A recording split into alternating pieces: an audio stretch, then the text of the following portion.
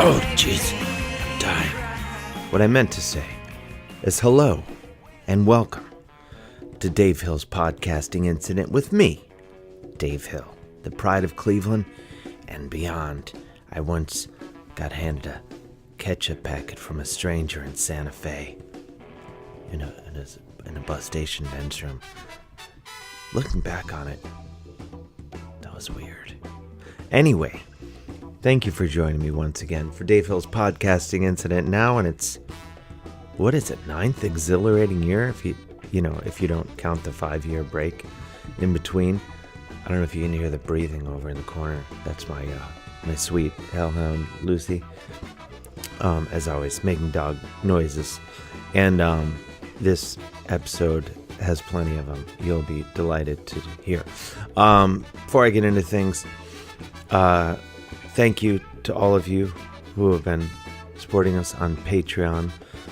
We really appreciate it. It helps us keep things up and running in slick fashion, as people have come to expect.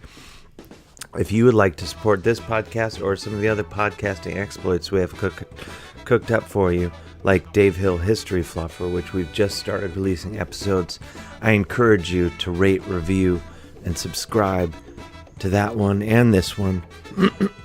What's going on with your throat, Dave? I don't know. I'm slowly dying. Aren't we all slowly dying, though, if you really think about it? Anyway, getting back to the Patreon, if you'd like to help us out and support incredible podcasting and help us keep this going, without your help, it gets so difficult. Patreon.com/Dave Hill. And if you can't do that, just do us a favor and go rate, review, and subscribe to this podcast or Dave Hill History Fluffer on iTunes, Stitcher. Gosh, the heat's coming on. Can you hear that? Wouldn't kill me to get a slicker operation going here. Your Patreon donations can help. See how I did that? Anyway, speaking of Patreon, and I'll shut up about it, I wanted to thank some of our new supporters, and you get all sorts of things: patches, t-shirts, I'm going to call you and sing Billy Joel songs, erotic short stories, or a few of those, and everyone who joins. So at the very least, you get to join my street gang, the Dangerous Snakes Who Hate Bullshit, easily the most passive-aggressive and irritable street gang in existence. And you get a street gang nickname. So I have a bunch of those to hand out today. I would like to thank Ryan Seavey. Ryan, you're dangerous. Well, you're irritable and also Dangerous Snakes Who Hate Bullshit. Street gang name is Ryan Seavey, the Utah Strangler. And by strangler, I just mean he'll give you dirty looks at stoplights and stuff. Which isn't really strangling. But hopefully you see my point. And yes, everything I just said, that's your nickname. Deal with it. I'd also like to thank Evan McDowell. Evan, your Dangerous Snakes Who Hate Bullshit gang member nickname is On the Prowl, Evan McDowell.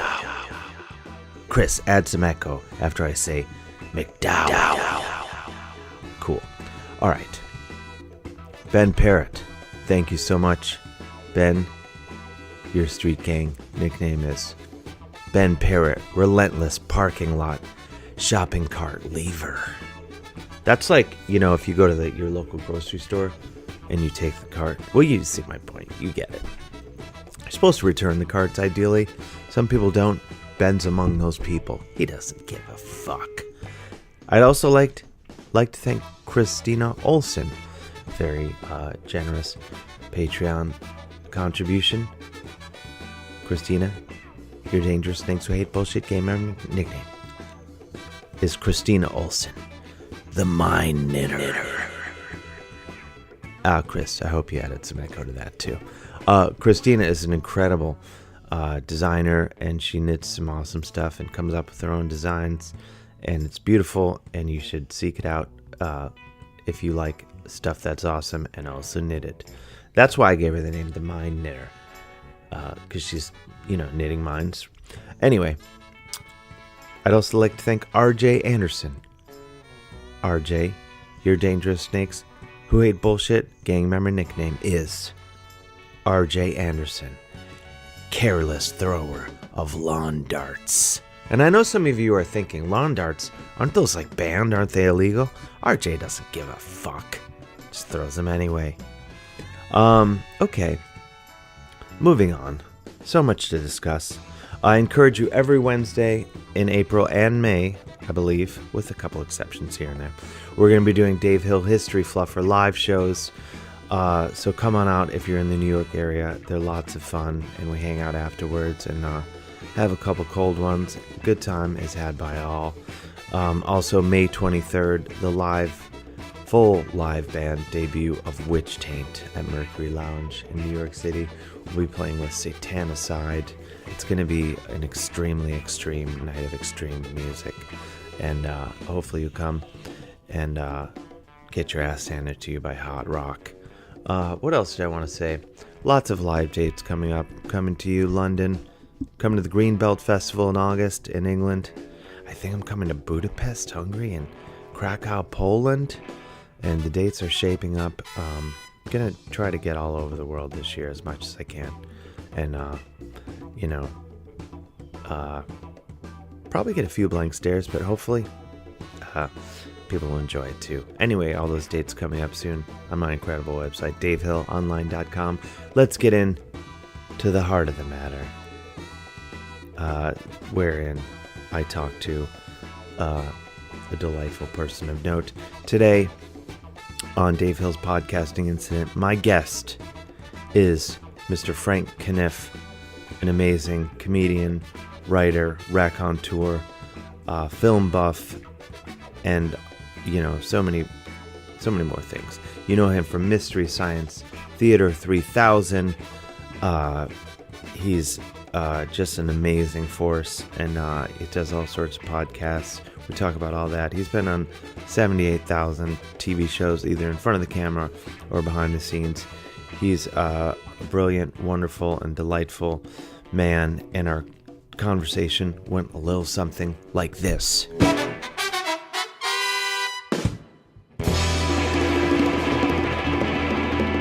I was talking last night.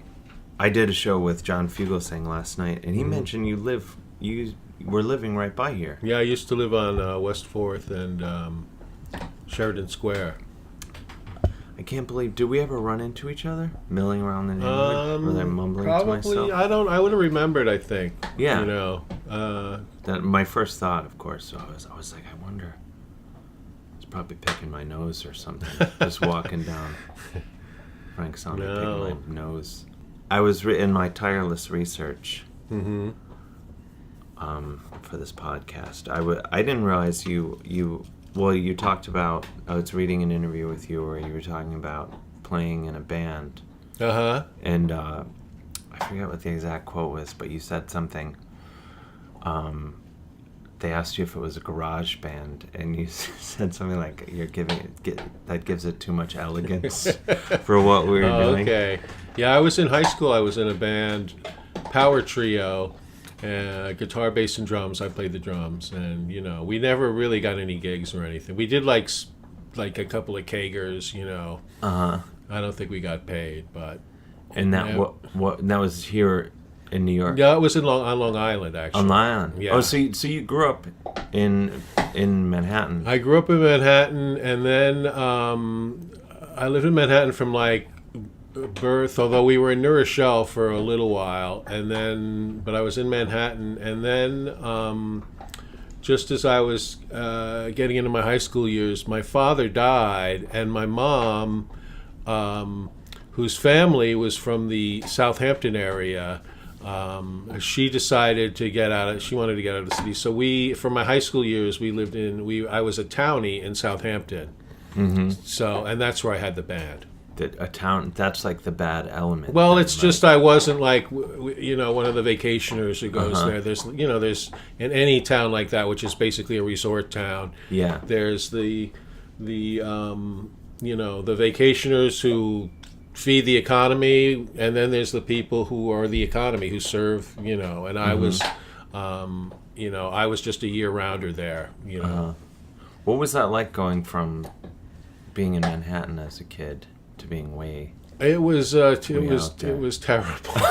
I hated it, actually. And you know what? Also, like in the fall and the winter, living out there. It's like 2 hours from New York. You might as well be in, Alabama or something. It's like, I think it's different now. I think many more people live there year round now, but it was just very bleak and desolate. I used to describe my teenage years there as a 4-year Ingmar Bergman film. It's just, it was not fun. I didn't like the school I went to. There weren't a lot of people there who had similar interests. I basically dealt with it by starting my own stoner clique, basically, of friends, and we would get really high, and we played instruments, and we would listen to a lot of jazz, and you were like jazz cats on well, Reefer. I was a jazz on Reefer, exactly.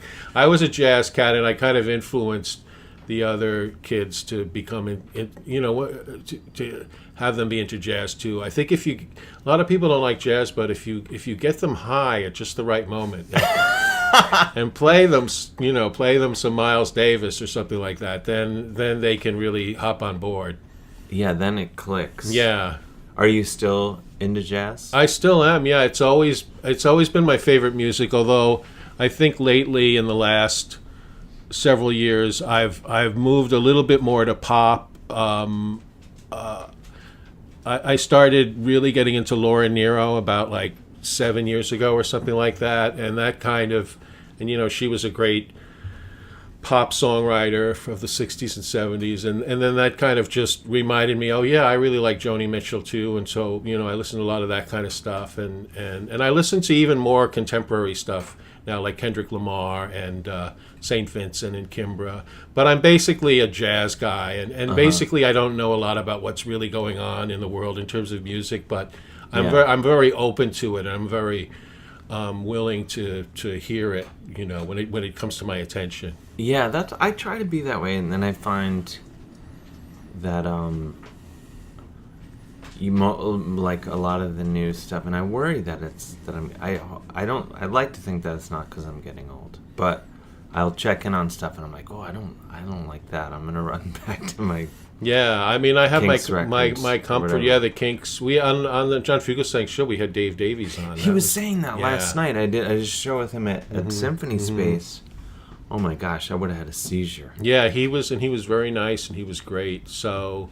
So I like all the baby boomer stuff, Jimi Hendrix, and because that's my era. Everybody loves, I think their favorite music is always like from the era that they were a teenager and a young person in, Yeah. And I'm very into all that stuff. But I listening to someone like Kendrick Lamar, or there's an artist Kimbra who's great, another band Arc Iris, they're just young kids who, a lot of them, it seems like they base their music on my record collection from 1974, So there's a lot of great stuff out there, and they're doing it all, they're writing it all on computers now and stuff like that. It's a different thing, but talent is talent, Yeah, and it's a weird thing, like with music also. Yeah, with the computers, like just the lack of, like, I have a friend who has a 15-year-old kid, and he's like, what? Because this is what I noticed last week. I was playing. Do you know Shanali Bomik? I don't think so. She's she's on the scene. She straddles comedy and music worlds. But I was sitting in with her band on guitar, and then my own band we were playing a show together, so I practiced 2 nights in a row, 2 different bands, 2 different practice buildings. And both nights I realized, I was like, you guys, do you notice that there's no kids here? Like, there's no like 22-year-olds walking in here with guitarists. Like, everyone's like our age. And they're like, oh yeah. And then so I called my friend, and I was telling him this. He lives in Cleveland. He's like, yeah, I asked my son. He's 15. He's like, are there kids at school? Like, do you guys play in bands, garage bands and stuff? Right. And he's like, no, that's not like what we do. Yeah. And I was like, what? Yeah. Yeah, it's a whole different thing. It's a whole different technology, and Yeah. but the brilliant people, they figure they take those tools and they make great stuff with it. It evolves. Yeah. And also in my research, my tireless research, I love the story that you were in North Dakota when you got the call that you were going to be doing Mystery Science Theater. Is that right? Yeah, that's true. I was at a club that called the Westward Ho in Grand Forks, North Dakota, that had a whole Western theme. It had wagon wheels on the wall, and that's excellent. They had a comedy night, as did every club in the 80s. Had a comedy night, and it was part of a tour through North Dakota, South Dakota, Wisconsin, and I was just sitting in the my hotel room at the Westward Ho, and Mike Nelson, who was a guy I had met. I ran an open mic in Minneapolis, and he came in and started doing it. That's where I knew him from, and we became friends. And but now he was the head writer of Mystery Science Theater.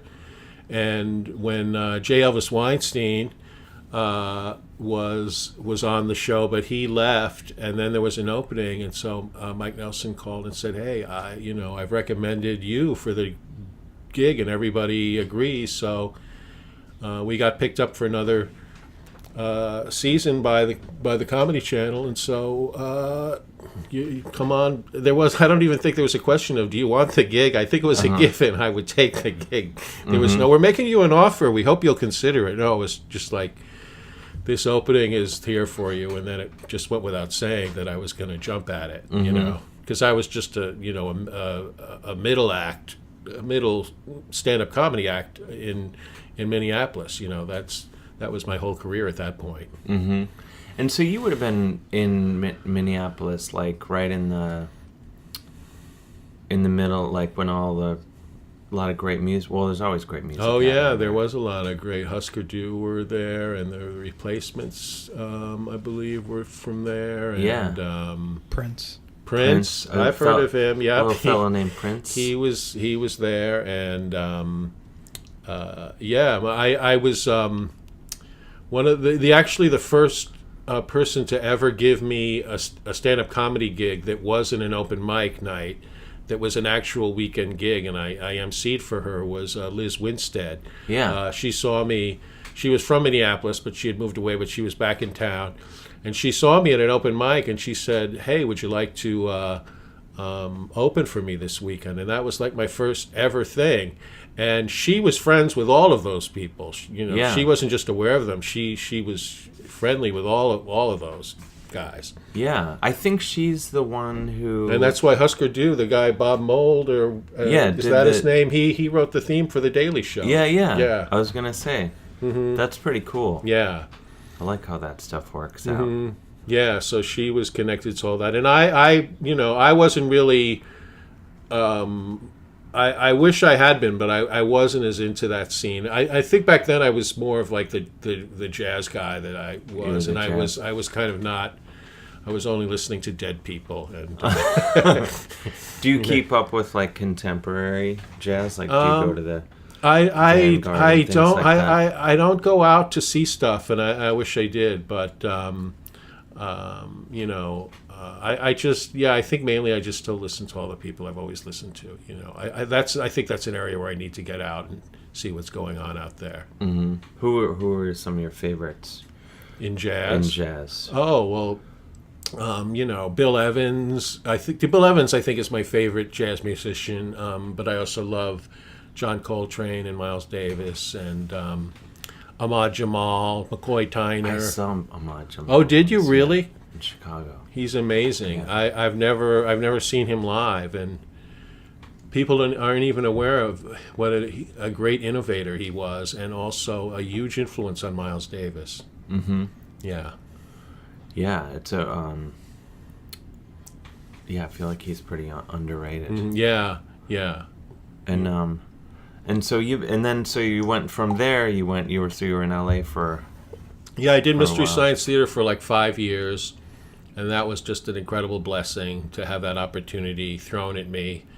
while I was living in Minneapolis. And we did it in Minneapolis. And then after 5 years, I kind of wanted to go to LA and see what it would be like to write another TV show. So that's what I did. Mm-hmm. And you left LA. Do you miss it? You know what? I don't miss LA, but I liked LA and I liked living there. Mm-hmm. And the main reason I left was just for the small fact that I was completely washed up in show business. And I don't believe that. John Fugelsang called me, and he was given a show at the current TV network, which was the liberal I remember channel that. Al Gore had started. Yeah, I used to do stuff for them. Yeah, and so that was like my first real offer for like a real regular job, and it was in New York, and I was, I was excited to come back to New York, but I wasn't. It's not that I really wanted to leave LA. It's I was actually, even though I wasn't, and when I say washed up in show business, I mean like my profession was supposed to be TV comedy writer, and I wasn't getting hired for any shows anymore. So for like a couple years, but that was also a great period for me in LA too, though, because I was doing a lot of stuff that was just so much fun. I was a regular on the Jimmy Dore show every week on his podcast. I did the Young Turks.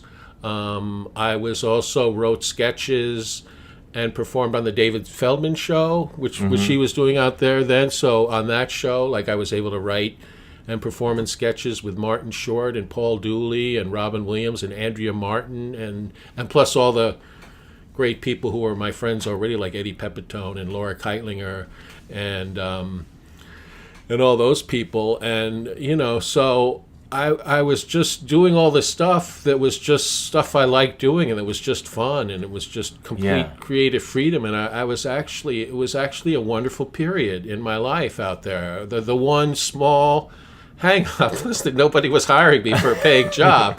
But other than that, and plus then that was when Joel Hodgson got the old Mystery Science Theater people together, and we started touring and doing Cinematic Titanic Live. That was in that period, but that wasn't enough of an income to really make a living off of, because there were 5 of us. There were a lot of expenses to doing that as a touring show. But that was super fun too. So, but then when Fugelsang called, I just was like, this is a job. I have to go make a steady income. And so I came to New York, and once I got back to New York, and I always loved it here, and I'm from here, I grew up here, and now that I've been back, I just love being back, so when the couple times I've gone out to LA, I haven't felt when I've been out there, oh, I really want to come back here. Like, it's kind of now, I've kind of got what I had in LA, I kind of have in New York now, except with more of an income and stuff. So that's, that's been great. You said something interesting about like, you felt like you were washed up. I always think like, isn't show business or entertainment or the arts or I feel like it's a constant wave of feeling washed up. Yeah, I think that's how most people in the business feel, and people have various degrees of success. But I think there's kind of, what you envision it to be when you start out, and then when you pursue it. And what I've been able to do is I've just been able to just kind of, accept what comes my way, and pursue things, and then see where it takes me, and then I just try to enjoy whatever it is that's going on. So it's not, I'm not like a showrunner of a sitcom or anything like that, but I'm doing all kinds of other things, and then I just enjoy them, and hopefully hope I don't get thrown out into the street. At some point. That's the key. But because I've been thinking about this a lot. Well, especially this week, because I was like so busy, and I was like, I can't wait till I get a break. And then the second you get a break, I'm like, oh my God, it's over. Yeah. It's all Yeah. over. And then you said something, what you were saying about it being that period of where, you know, you're really enjoying doing all this great stuff, which I think is always winds up being like what sort of gives more life to the work anyway. Is that it does. And for me, just being able to have creative freedom and write the things I want to write, and then work with the people that I want to work with, you know, that's just such a blessing when that happens, you know. And you've been doing a lot of stuff out here at QED. Yeah, at QED, have the Chris over here, the brains behind the operation. Have the Open Riff Night that I do there, and then also... And that's tonight. That's tonight. Well, so those of you who are listening to this podcast, if you're listening if you're breaking the times, but it's every second Wednesday. Every second Wednesday, yeah. And I still do a lot of stand up here in New York, and I did a lot of it in LA, and I love doing that, and I love being part of one of the things that I think in terms of just realizing it not being what I was dreaming, but then it becoming something that I really appreciate, was just being able to be part of these comedy communities, you know, has been such a great thing. Being part of the comedy community in Minneapolis when I started out, and being a part of the comedy community in LA, and then here in New York too. That I just treasure that so much. You know, that's such a big part of why it's fun to do this kind of thing. Yeah, it's sort of, I always say it's sort of like a better version of high school. Yeah. In a way. Absolutely, So yeah. someone was asking me last night after thank you, Lucy. It's guarding us, making sure no one attacks the podcast. All right. The listeners are used to a lot of interruptions. They storm the building. Yeah. But she interrupts with a lot of, dog-based sounds. No, someone was asking, they came to the Symphony Space show last night, and they're like, oh, did you know? Because I did that. Have you ever done the Uptown Showdown show? No. Oh, you should do it. I don't think I've ever done Symphony Space ever. Oh, it's good. Yeah. They usually have a nice hummus, Yeah. some salsa.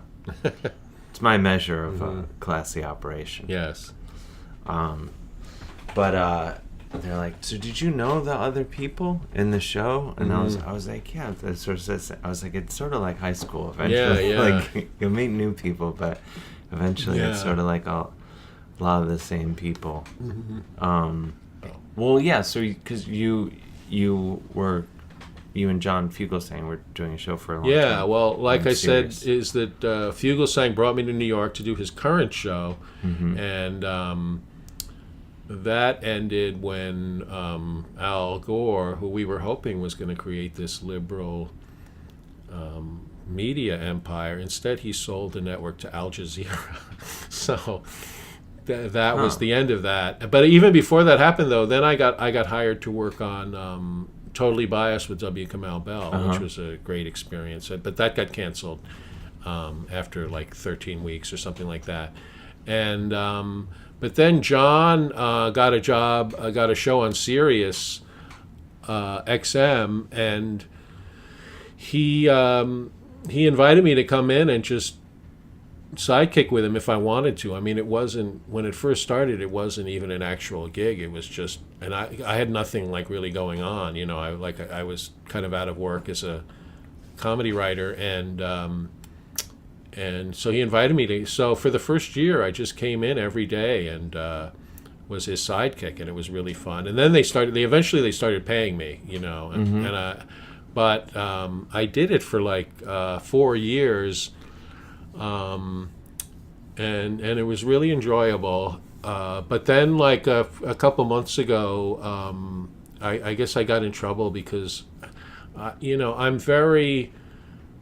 I've developed a real kind of passionate disdain for corporate media. In the world we live in with Trump as president, there's a lot to be upset about. And the thing that I've kind of focused on is kind of how corporate media helped make Donald Trump happen and helped make the world that we live in happen. And so being just kind of the media freak that I am in the first place, like I obsess over how awful not just Fox News is, but CNN and a lot of MSNBC's programming, how they gave Donald Trump unlimited access to their airwaves and just promoted him. And then there's always all these awful people who are normalized by the media and treated as respected pundits. And that kind of came to a head for me when Chris Christie, who mostly I just try to do jokes about how fat he is, that's mainly my specialty with Chris Christie.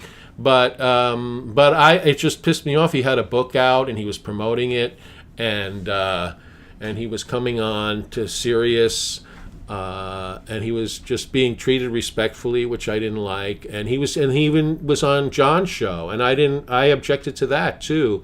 What got me in trouble was that I wrote tweets criticizing Sirius for treating him like just a normal, respected pundit, and they didn't like that, and then I got shit canned.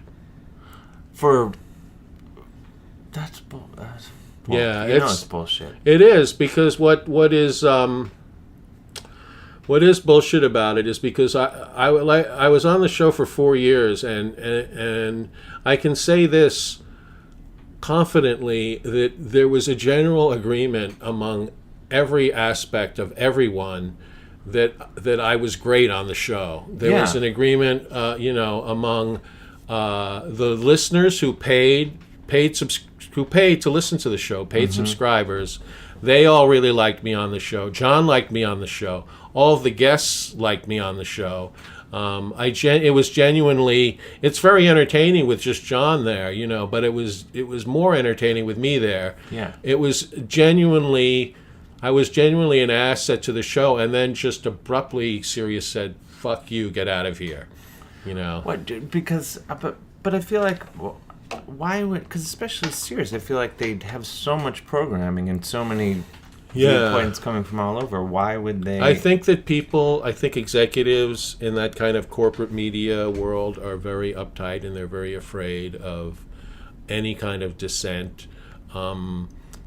A dissent against them. They don't mind people having dissent against each other, Like, so you could be, if you could talk shit about when, I don't even know if it's still on, but they did the Breitbart show. Yeah, and a lot of people who had shows like Pete Dominic and Dino Bodala, they publicly objected when Andrew Breitbart was going to come back and be on that network, and then not Andrew Breitbart, Steve Bannon. Yeah. And then the Roy Moore thing happened, and then he wasn't on anymore anyway, or whatever happened with that. Mm-hmm. But they have a network there that's their conservative network. It's called the Patriot Channel, and that pisses me off that it's called the Patriot Channel, and it's a cesspool. And I used to say that on the air. It's a cesspool. It's Sean Hannity and Mark Levin and 3 hours of Breitbart radio every day.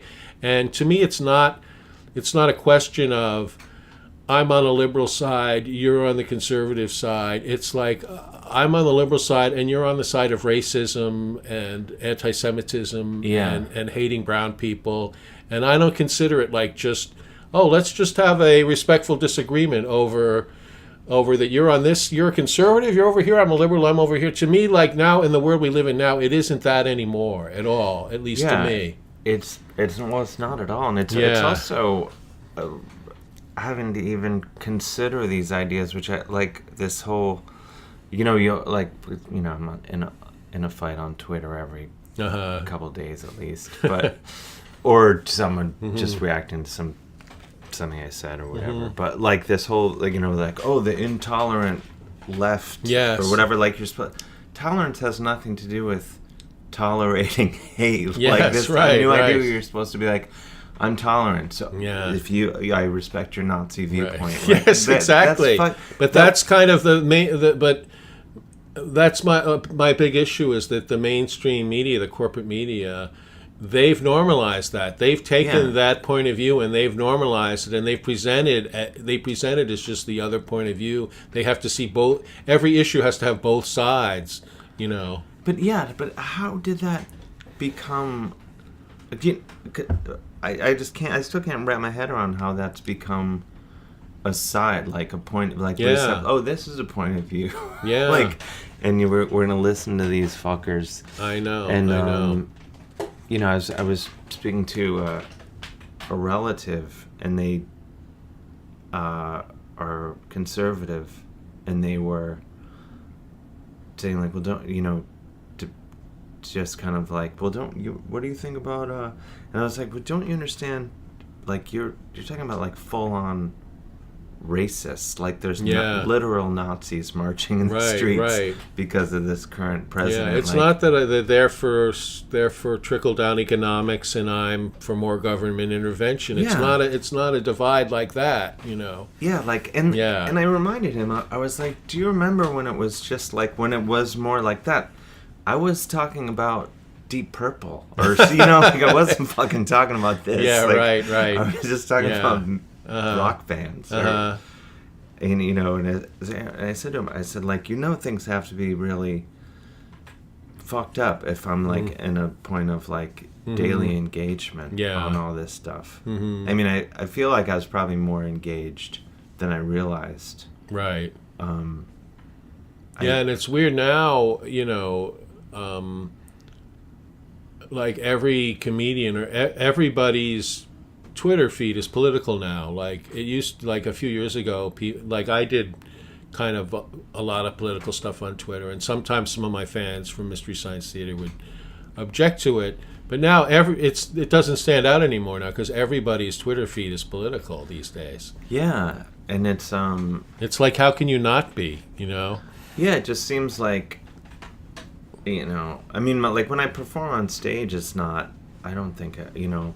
By the time it's showtime, when it gets to be night and it's time to do a show, I'm just exhausted from politics. So like, I don't really talk about it on stage, but all day, you know. I know. I'm the same way. I talk about it much more on Twitter than I do in my stand-up act. I talk about it a little bit in my stand-up act. But well, it's like, do you have that feeling like of. By the time it's 8, 9, 10 o'clock, I'm like, I just want to tell dick jokes. Yeah. or whatever it is. And it's also, I think it's a really, you know, it's great to just escape from it for, not just for you, but for the audience, to just be able to go out and just laugh at something. Yeah. And just not have to have all that heavily weighted on them all the time because it's there all day. Yeah. It's like there would be no relief if all the shows were that as well.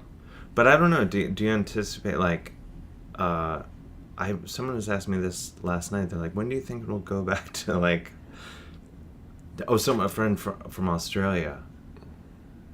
Well, actually, that was my sister's friend who's visiting. Like, what do you think will happen with him? I'm like, I don't know if I'll be alive by the time things go back to any sort of. There's no normal. Telling at this point, and there are reasons to hope. There are great, you know, the midterms were very encouraging, but there's no guarantee that it's all going to turn out fine, you know. So we just have to keep working towards making it better. But absolutely. But it's very, very bleak the way it is now, and it gets worse every day. The stage that we're in now is still it keeps getting worse stage.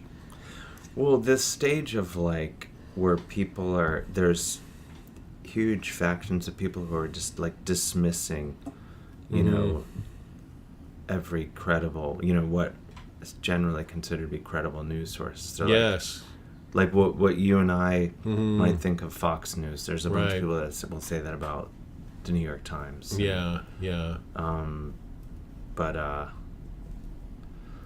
don't know. Hopefully, but I sort of liken it to, maybe this is not the right analogy, but like if you had a septic tank and it just exploded and there was shit everywhere and you were just like, oh my God, my beautiful backyard is covered in shit. Right. It's like, well, no, the shit was always there. Yeah. We just got to clean up the shit and get a new septic tank. Yeah. I don't know if that analogy makes I think that any makes sense. perfect sense. But now I feel like there's shit everywhere, but I'm Mm-hmm. still not. I feel like maybe we can get it cleaned up. I hope so. In There's time for hope. I'm not 4th saying there's of no July. hope. I'm saying that before the next barbecue, hopefully Yeah. we can make it happen. I don't know. Yeah. How did we go down this wormhole? Mm-hmm. But you also I love that you do a few shows. Well, you enjoy talking about movies, often bad movies. Yeah, I like talking about good movies too. Yeah. You know. Well, you've got both ends covered. Yeah, I mean, full. I've always been a film buff, and actually the podcast that I do called Movie Sign with the Mads, which is me and Trace Beaulieu, also from Mystery Science Theater, and then Carolina Hidalgo, our friend, or Chris and I's friend, who's a comedian. We do a weekly podcast, and the format is just we pick a different movie every week and just talk about it. And most of the time it's positive. Most of the time we talk about movies that we like. You know, every now and then we'll get into something bad, but people, because of my association with the show, people don't even think that I like good movies. You know? They're like, here's a really bad movie you should watch. And people also always ask me, and we do a Q&A at all our shows, they always ask, you know, are you capable of going to a movie and not doing commentary on it? And I'm like, yes, absolutely. Anytime I go to a movie theater, even if it's a bad movie, if I'm there with a paying audience, I'm quiet, as everyone should be when they go to a movie. Didn't you got upset at Greta Gerwig because apparently she was talking during that Amy Schumer movie, I think? Oh, well there was I think someone did a whole tweet storm about that Greta Gerwig, but the person who did the tweet thing about it, people pointed out that you were being really disruptive. She was on her phone the whole time, Yeah. So, where is this scenario where Greta Gerwig... Apparently someone was live tweeting Greta Gerwig sitting in a movie theater talking throughout an entire movie. But you were not viral. there. No, I wasn't there. This was okay. something that was another like 6-hour Twitter sensation. Okay. Wait, so she was seeing an Amy Schumer movie? I think it was, I Feel Pretty. The one with the one that came out about a year ago. What, and she didn't like it, or she did like it? She didn't like it. Now I'm starting this whole thing over. She was, I guess, like talking throughout the entire thing, and someone was live tweeting it, and a lot of people got upset. And I think what happened too was the person who was live tweeting it then did a very big defense of talking during a movie and texting during a movie, and she was saying, well, that's why people don't go to movies, is because they're not allowed to text and just relax and talk with each other, and people should be allowed to do that. And that I remember that as being the thing that I think I tweeted to her about that. You know, you're like, when I go to a movie, I know to just shut up. Well, this again, I guess it's because growing up in a different. I remember like you would never take out like a camera. Well, no one had them back then. If you had like even like a disposable camera, like it would be insane to do that. Yeah. Like it would just be like, what is this? And now you can't really go to a show without people. Well, it depends on where you go, because Trace and we do shows all over the country. This weekend in Omaha at the Alamo Drafthouse chain, and they're like really hardcore about if you text or talk during a movie, we'll give you one warning and then we'll throw you out, no refund. You know, I like that. Yeah, they're very hardcore about it, and it's great. And that's why in New York, there's an Alamo in Brooklyn that when I want to see a movie, I try to go there. You know. They bring the hammer down. Yeah, they do. They're very into creating a really good movie watching experience. Well, because it just seems like, like when you see the glow go up on something, it's super distracting. But it's very distracting. I even find, being home, like watching movies, like because of this constant, like we have everything. Do you find that you can watch movies at home, or do you? No, I do. I watch stuff at home a lot. In fact, last night on Amazon Prime, Stanley Kubrick's very first film, Fear and Desire from 1952. I watched that.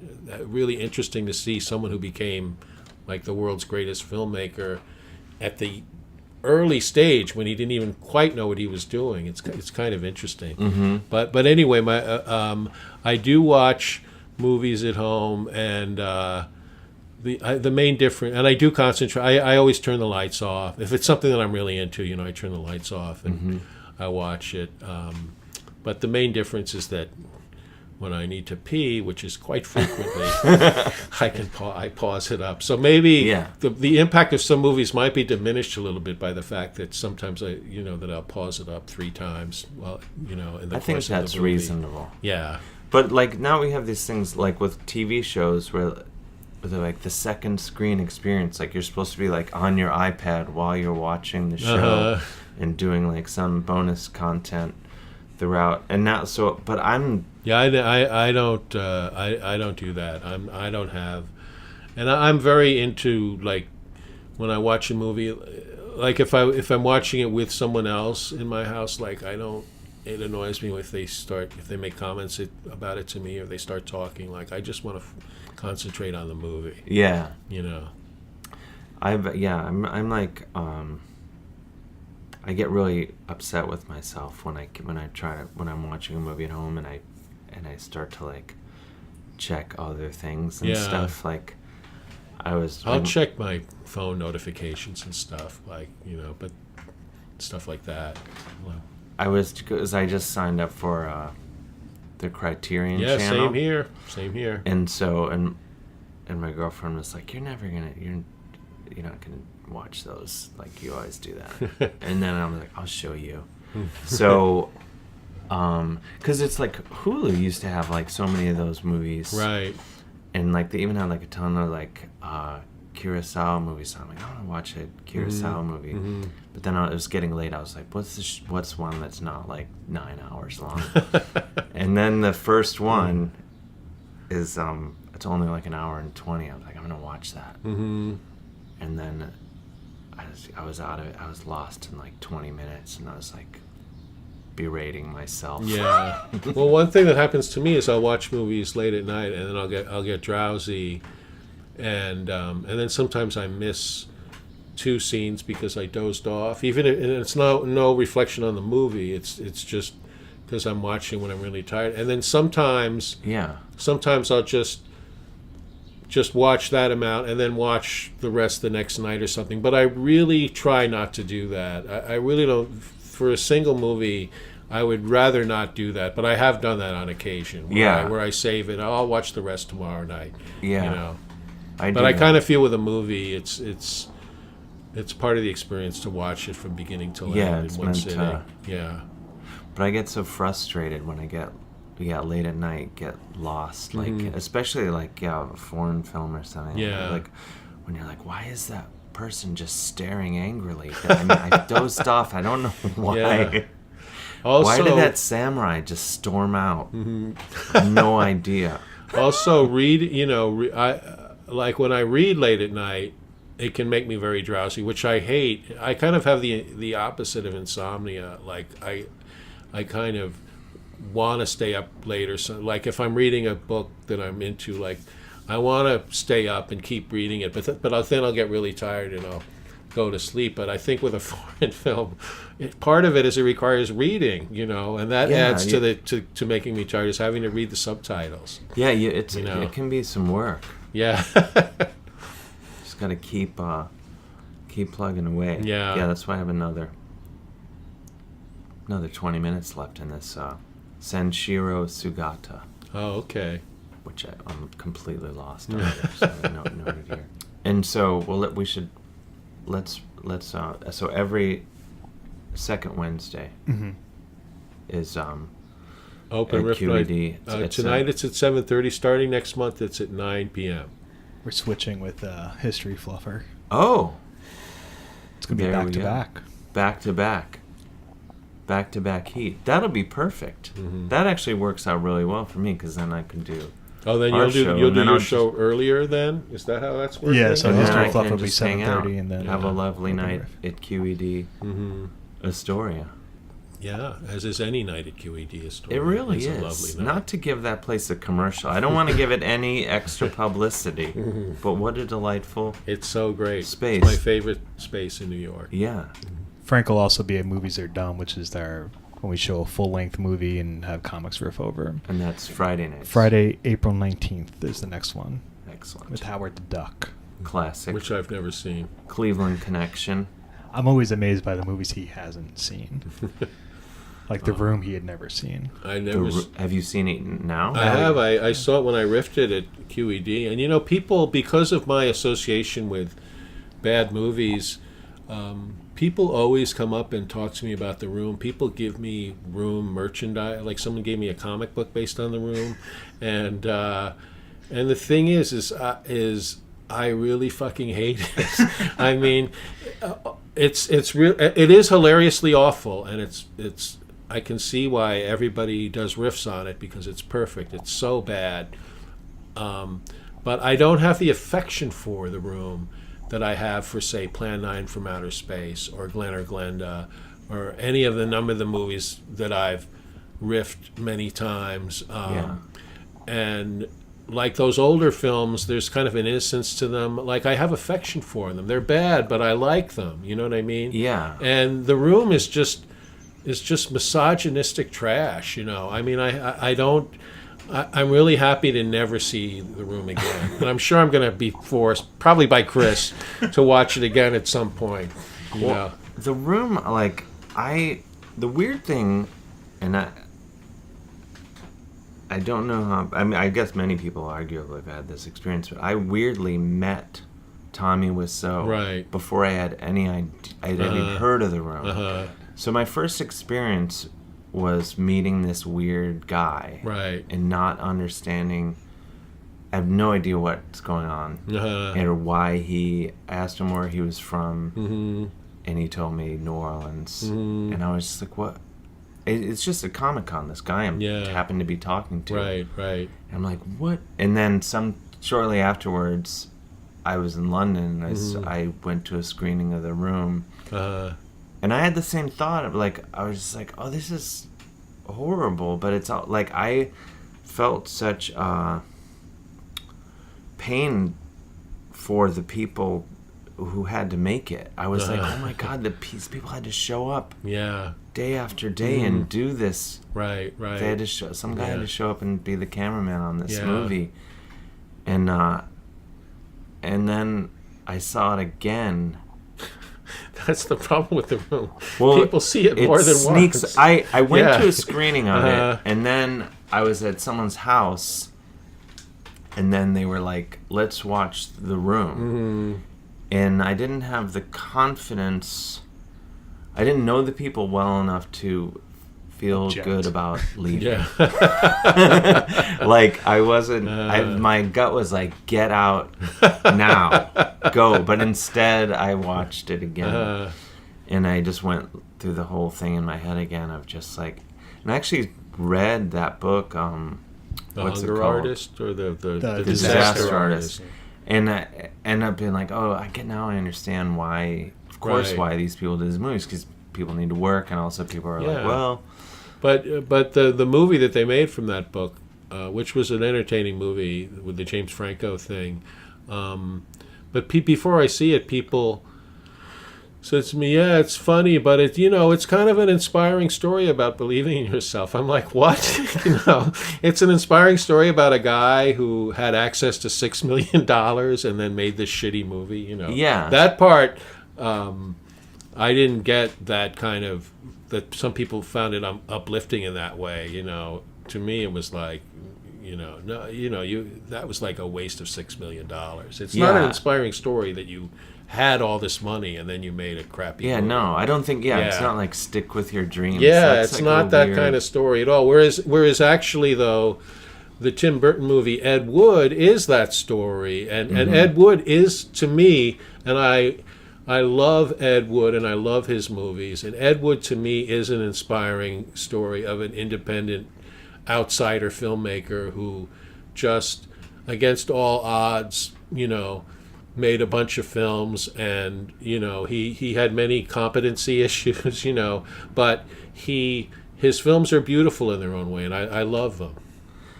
What do you think about there's, I guess it's been going on for some time, but like movies that are like they make them with the idea of sort of being a like cult. Sharknado. Yeah, I've like, and I've publicly railed against that. I don't. It's not what I'm into at all. To me, and I've always said, like, people ask me like, what's the best kind of film to do for Mystery Science Theater, and I'm always saying that the bad films that we do, the key element to them is sincerity. Yeah. Sincerity on the part of the filmmaker. All of the films that we did were made by people who were really trying to make films that would give them good careers and that would, that would be entertaining in whatever way, and they fell short of that. But it's the sincerity that makes it riffable to me. But when the filmmaker is already in on the joke in the first place, like I have no interest in that whenever. And the Sharknado films, I haven't watched any of them, and I'm just not interested. The only one of those movies that have you seen The Greasy Strangler? No, I've never heard of that. Have you seen it? Never. Okay, no. That's my suggestion. Oh, okay. And it's not a defense of that. I just, when you watch it, you're like, because who is the guy? Who's the Lord of the Rings kid? Elijah Wood or something. Yeah, like like that? He's the executive producer. Oh, really? So you're like, well, this is like not. These guys aren't like outside. But then this movie's just. But is it a comedy though? That it's like sounds. A dark it sounds comedy. Well, that's a different thing though to me. Yeah. Like making a dark comedy. I loved it. Yeah, I mean, and that, and I'm sure it worked on that level. But was there any vibe from it of like the filmmakers we're making a shitty movie on purpose, and you're going to laugh because this is so bad, but we're in on the joke? That's a different thing than just making a comedy that might be campy or might have those kind of B-movie elements to them, but you're making a movie that's supposed to be funny and supposed to be, I'll be curious. We'll have to have you back, and we'll do a special Greasy Strangler episode, because this movie. I love the title. Well, it was some friends recommended it, and I was just like, no, and then somehow it kept coming up. So I was like, all right, I'm gonna watch this, and then I was like, oh my gosh, I'm all about it. Well, let's drive it home, and thank you so much, Frank. Thank you for having me. It was really fun. Yeah, appreciate it.